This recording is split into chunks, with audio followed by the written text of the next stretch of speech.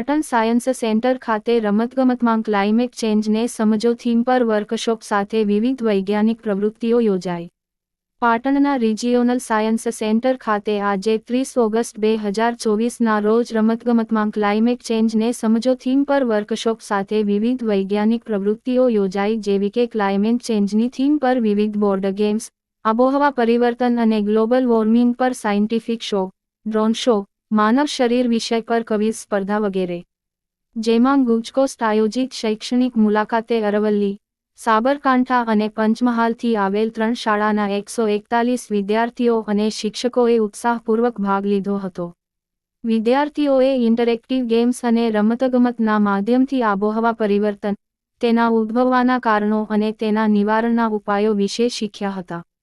Science સેન્ટરના project director ડો. સુમિત શાસ્ત્રીએ જણાવ્યું કે સાયન્સ સેન્ટરને ગુજરાત સરકારના આબોહવા પરિવર્તન વિભાગના સહયોગથી ગુજકોસ્ટ ગાંધીનગર તરફથી 2 ઇન્ટરેક્ટિવ કિટ્સ પ્રાપ્ત થઈ છે, જેનો ઉપયોગ શાળાના વિદ્યાર્થીઓને આબોહવા પરિવર્તનના વિવિધ પાસાઓને સમજવા માટેના સાધન તરીકે કરવામાં આવી રહ્યો છે. આ પ્રકારની તાલીમ દ્વારા વિદ્યાર્થીઓ આબોહવા પરિવર્તનને ઊંડાણપૂર્વક સમજી શકશે અને ભવિષ્યમાં તેઓ કોઈક નવીન ઉકેલ સાથે આવશે. અહેવાલ જયેશભાઈ ગજ્જર, પાટણથી. જોતા રહો વિશ્વ સર્જન ન્યૂઝ પાટણ. અમારી ચેનલ લાઇક કરો, સબસ્ક્રાઇબ કરો.